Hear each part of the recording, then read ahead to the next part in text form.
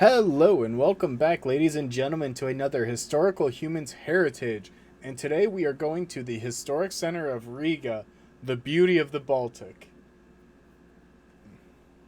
Uh,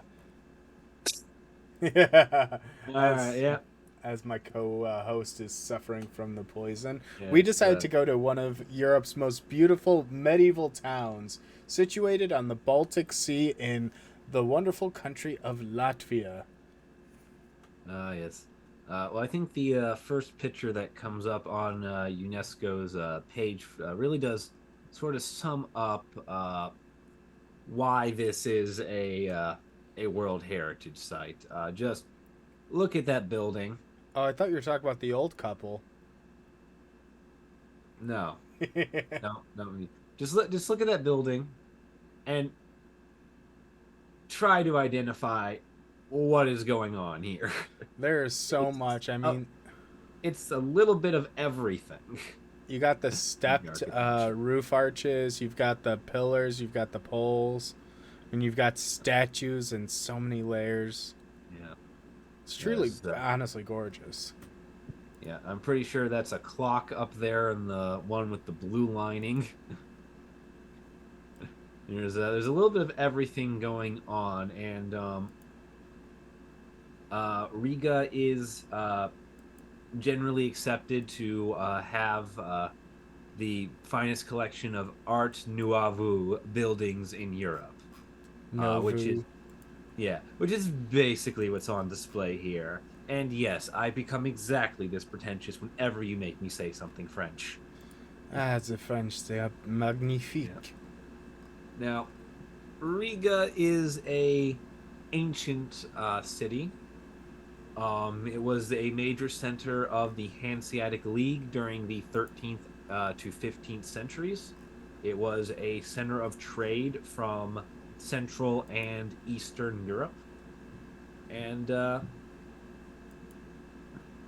even though most of the buildings are no longer here, it did once again become an important economic center in the 19th century, uh, where a lot of its neoclassical style was laid out. You can see a little bit of it here and there with the fake colonnades in some of the buildings.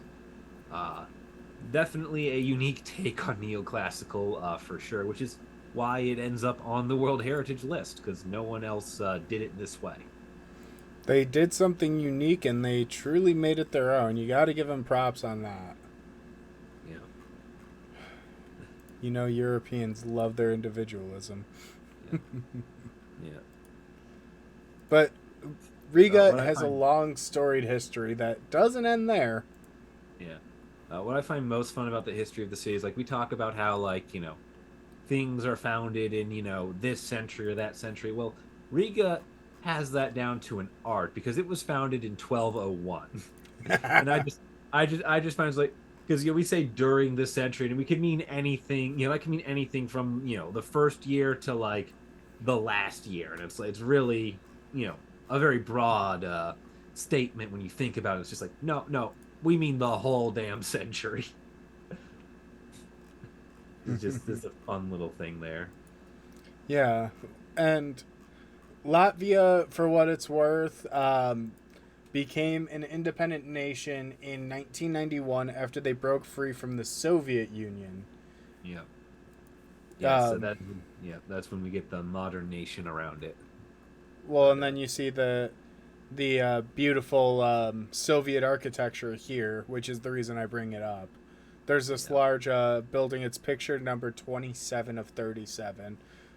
Incredible, like almost brutalist architecture that you find among a lot of former Soviet states and in a lot of parts of the former Soviet Union. yeah. So it's kind of interesting how Riga has this medieval look, and even the building that we first saw really borrows inspiration from, I think, Sweden. I think it's a very Nordic kind of feel to it. No.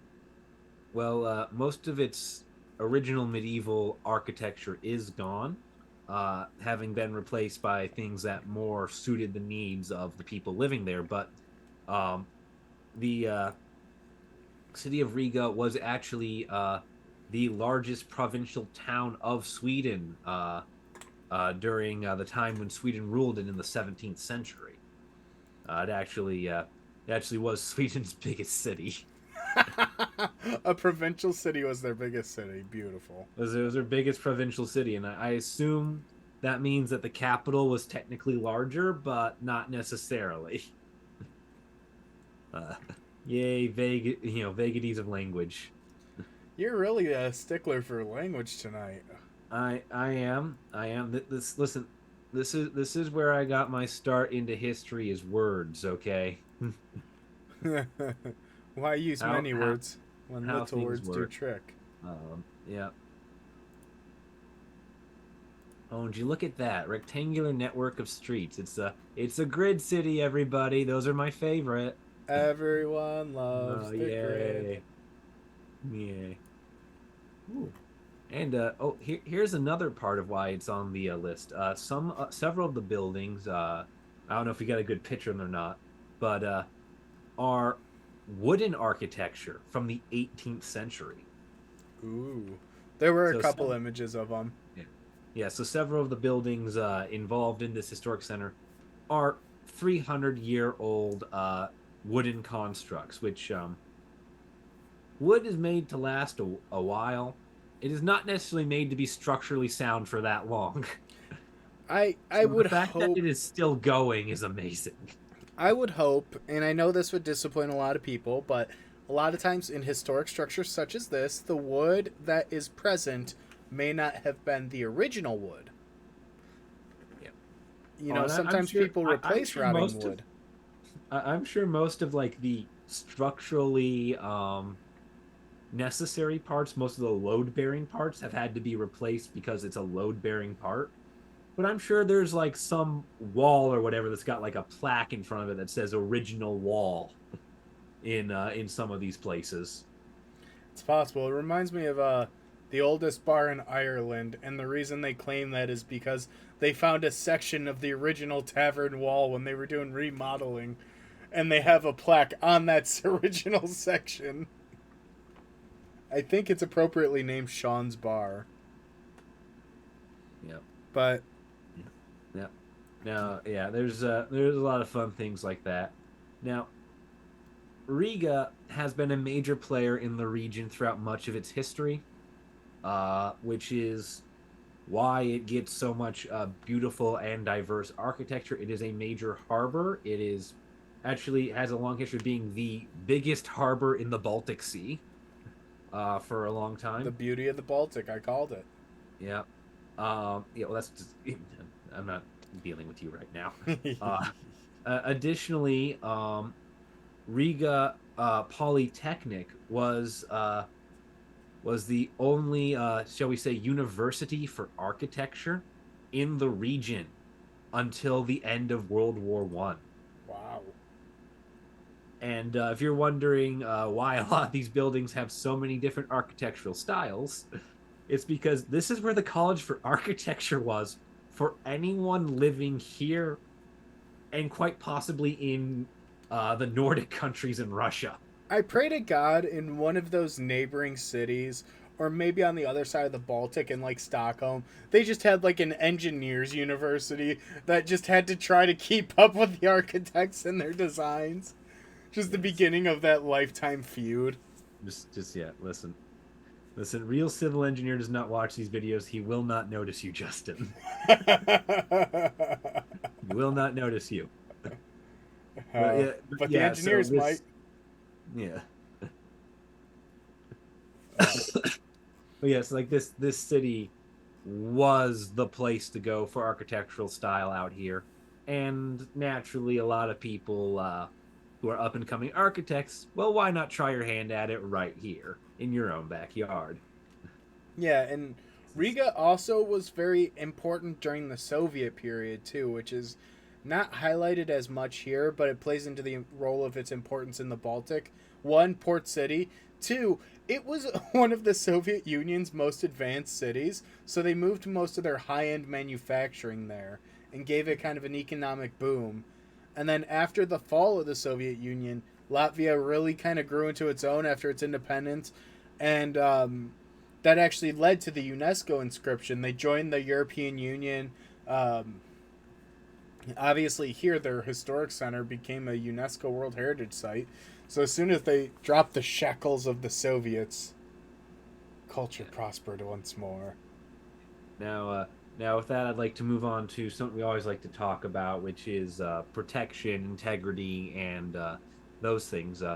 Riga is kind of on shaky grounds, actually, in terms of its integrity.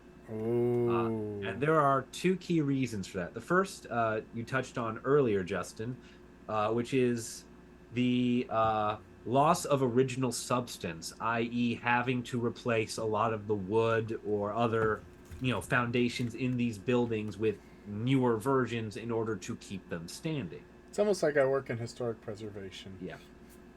The other issue, is there is a threat to the overall coherence of the site because the site itself is effectively the entire city of Riga.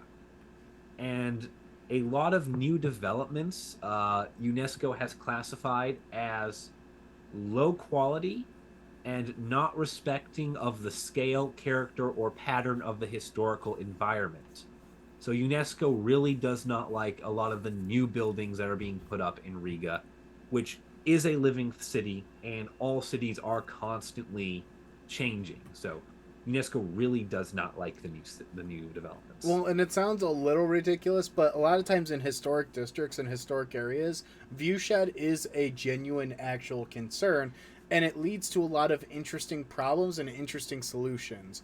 Like in a lot of historic districts, you really will not find many cell towers, or if you do, you'll see them attempted to be disguised, either on top of tall buildings or in the ever so clever tree design, Yeah, which the tree designs look real Matrix dystopian, if I'll be yeah, honest, but they but blend in a little if you're not yeah, looking from 50 yards.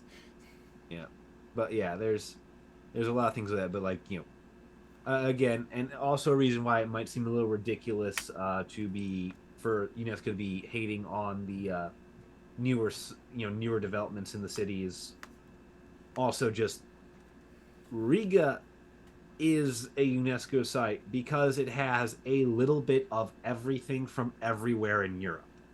So saying you can have a little bit of everything, but you have to stop at like, the 60s Soviet brutalist architecture is kind of bullshit.